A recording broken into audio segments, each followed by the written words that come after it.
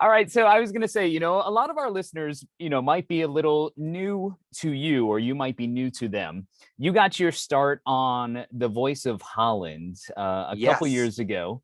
And your song Arcade, which, we've played, it's actually 2 years old, which a lot of people just might have heard for the first time. So take me through the process from being on The Voice of Holland to writing the song Arcade.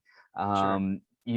From that whole being on stage, it's sort of in the TV spotlight, and then Arcade, and even winning the Eurovision Song Contest for the song.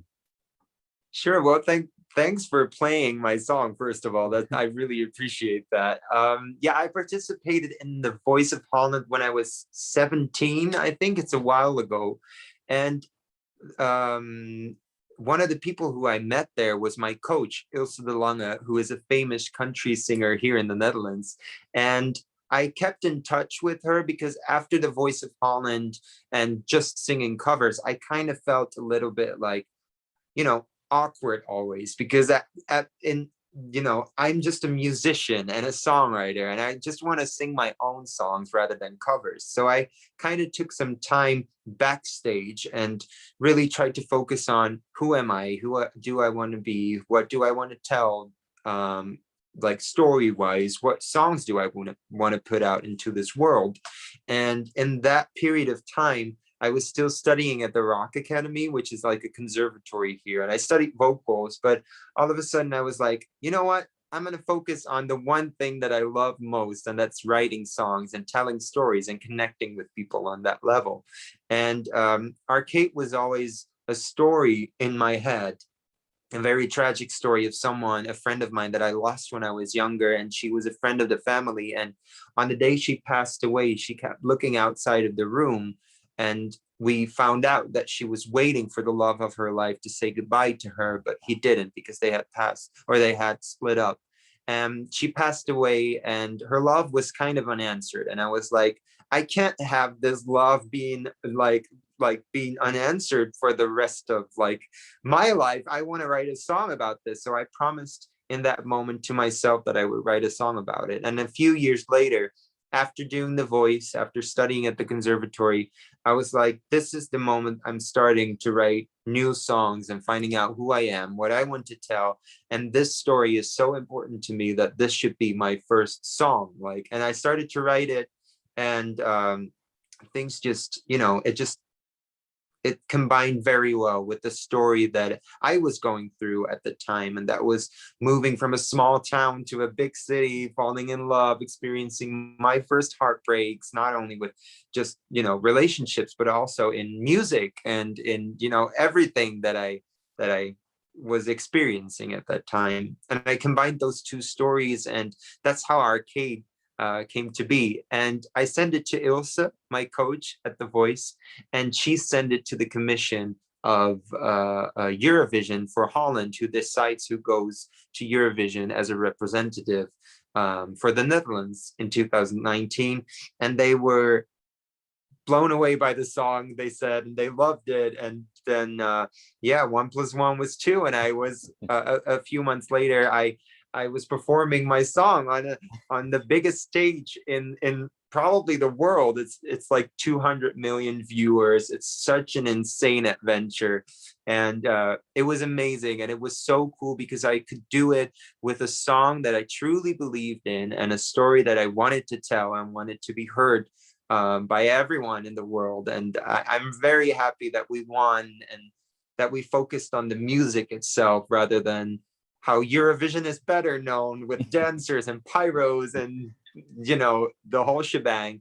And Europe loved it, and they voted Arcade as the best song of 2019, and we won Eurovision. So yeah, that's in a nutshell the story from The Voice to Arcade. Yeah. When you were on The Voice of Holland, did you ever expect, or in your wildest dreams, did you think that it would go from being on that stage and being in the conservatory to winning Eurovision and the song being as big as it No, is right now? No way I ever expected that. I was hoping just to get a career and just to find like, career music as an artist, and to put my music out there and hopefully reach people and inspire people and get an audience all over the world, because I truly always have believed in the power of internet and like digital platforms, and just that I believed in, but I did not know that something could blow up so huge and could just like travel the world like anywhere to be heard. It's such an insane thing to realize that when you put out a song, that it could literally, if it's right, it could literally reach everyone. And that's just, especially in these times with quarantine, where it's so difficult to reach people and so difficult to reach out to people and to connect with fans and listeners. This is just truly a gift. Yeah. So I want to go back because you're from the Netherlands, and Yes. you talked about sending the song to your coach, who is big in the country music scene in the Yes. Netherlands. Is We there a do is have a there a country big scene. We have a country scene in the Netherlands. It's this big, like it's tiny, but it's there. And I think she's one of the pioneers here in Europe when it comes to country music. And it was such an honor to, she's still in my team, my creative team, and it's such an honor to work with her. And so you grew up in a small town. How do you pronounce Mhm. the town that you grew up in the Netherlands? Okay, here we go. If you want to break your tongue, repeat Okay. after me. Hellevoetsluis. Hellevoetsluis. Hellevoetsluis. Almost. Hellevoetsluis. Yes, that was great. That was great. Yeah. Yeah. I know it's a difficult one. I always try to avoid that one, but I thought it'd be fun to try. But you did a great job. Yeah. Thank you, thank you. It's I guess the Norwegian and German background in me that helped out a little bit I with was looking that. at your last name and I was like, that's very European, that name. Yes, yes, it is. And it is a small town that you grew up in, and that Yeah. really influenced the album and the music on the album. Of course, you called your debut album "Small Town Boy." Um, Yeah. but growing up, your I guess your growing up, your youth might have been a little bit more difficult than a lot of other youth out there, correct? I mean, you sort of found yourself in your music, and were able Yes. to go home from school and sort of release, I guess, your emotions into the music that you were writing. Definitely. Yeah. Yeah. I was bullied ever since I went to school. So from like 4 until like 18, probably, primary school to high school, I was just bullied. And it was sad because, when you're young, school is basically the only thing you have, and the only place where you can make friends. And for some reason I was just bullied constantly, and eventually I found my passion in music, and I found kind of my safe haven. I built my own safe haven in music by just locking myself up in my room and just writing songs and taking all that negativity and turn it into something positive, into songs. Do you feel now that it's your duty or your calling or your passion to be almost a voice for other people out there who have gone through the same thing, who have been bullied, especially at a young age? Definitely, because like I get so many reactions from my fans who are going through that same thing right now and are in high school and are being bullied every single day. And I know how heartbreaking and how sad it can be to be alone in your room and to just like look back on your day and be like, this day wasn't really fun. It was just a lot of bullying and a lot of avoiding people. And like, I hope that I can somehow inspire them for like in finding their passion, their dream, and the thing that makes them happy and that makes their own kind of like safe haven for themselves. I hope they will find that. And definitely, I've always said like I never am someone to like kind of make a statement when it comes to being an example or something, but just by being who you are, you can make the biggest statement in the world just by saying, this is it. This is me. This is what I do. This is what I love. Take it or leave it. I love that. I love that. Not like you said, not making a statement or being out there, but not afraid to tell your story either and Yeah. share it and share that with everybody else and for the people that listen to your music. Yeah, Yeah. exactly. That's what eventually that's what it's all about. And it's like I know like a lot of people that listen to my music are getting bullied. And the only thing I would say is just give it time, find something positive, find something that you can hold on to, and something that you can hopefully develop into something beautiful for the rest of your life. Because you only have this life once, like once. So just do whatever you want to do. It's important.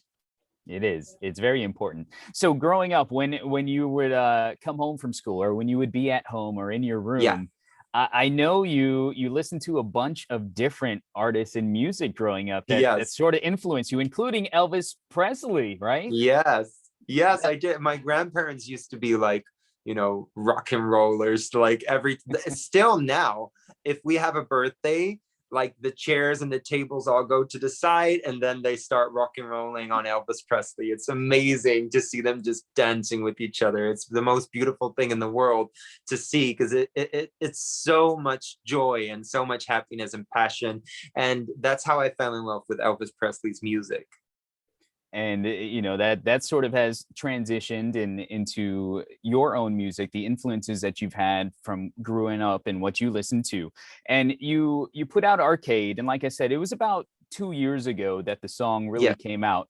And then you actually came over here to the States, Yeah. and you already had Arcade out, and it Yeah. was, I guess, a hit overseas in Europe.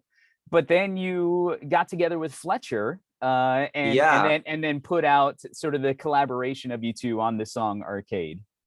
Yeah, yeah. We've been like Fletcher and I both have the same team. So I've been hearing a lot about her and about her music. And Arcade was kind of kicking off in Europe, especially thanks to Eurovision.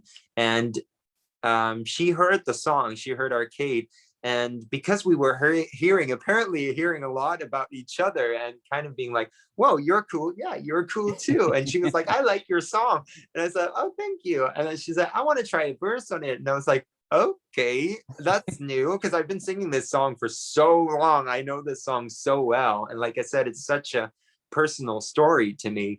So I was kind of nervous, but when she sent back the verse, I was like, this is amazing. Like, I love it. And then she sent me more ad libs for like at the end of the song. And I was like, I can't stay behind. I need to re-record my vocals too for the last chorus. And it was such a fun experience to be able to work on a song again, like to be able to turn a song that is so personal to you into a featuring and to have new perspectives into a song you know so well. It was really cool to work with her, and I'm glad that we did it, and I'm really proud of the featuring.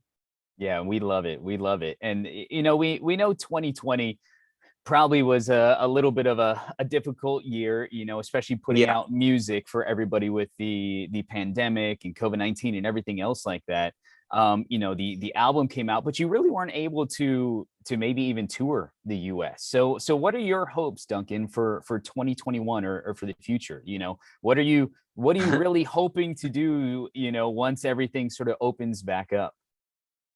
Well, of course, my hopes for like this year is that just everyone gets that vaccine and everyone can just move on with their lives and we can just like, you know, start touring again, hopefully visit the US. And especially because like especially the performing part, I miss it so much. So I cannot wait to perform wherever is possible, you know, in this world, and just to connect with people again on a level where it's in a room singing a song and they're singing along or like dancing and just letting themselves go and kind of forgetting about the world and all the negativity for a little moment, or being reminded of some things, and just, you know, that feeling. I long for that feeling so much, to feel that connection with my fans and with the people who visit my concerts. And yeah, of course, I cannot wait to like do this in real life, like Yeah. in person, and to meet a lot of people in the US in the music industry, but also to go into the studio again and to just be able to sit on a couch in a studio and to sit next to someone and not feel awkward and just write new beautiful songs. And yeah, that's what I'm hoping for. Just a lot of music, a lot of performances, and a lot of studio days and interviews, radio promos, everything. I want it all. Give it. Yeah. You have your laundry list of Yeah, do things, you which have is like, do great. you have 5 minutes? I have a whole list here. Like, Oh, we look forward to that too, of course, and me hopefully you'll too. be able to be touring and be able to stop here and see us here in Columbus soon. I'd love that. Everyone can follow you on Instagram at It's Duncan Laurence on Instagram and Duncan Laurence on Twitter. Yes. Once again, we love the song Arcade. The Thank album you. Small Town Boy is amazing, and we Thank can't you. wait to hear that new music that might be coming from you, hopefully Y- sometime soon. Yeah, definitely soon. I'm working on a lot of new music, and it would definitely be this year that it's coming out. So yeah, stay tuned. I cannot wait to show you. Well, we can't wait. Duncan, thank you so much for taking the time to be with us. Thank you too, Andre. Thank you so much. You're welcome. Have a good one.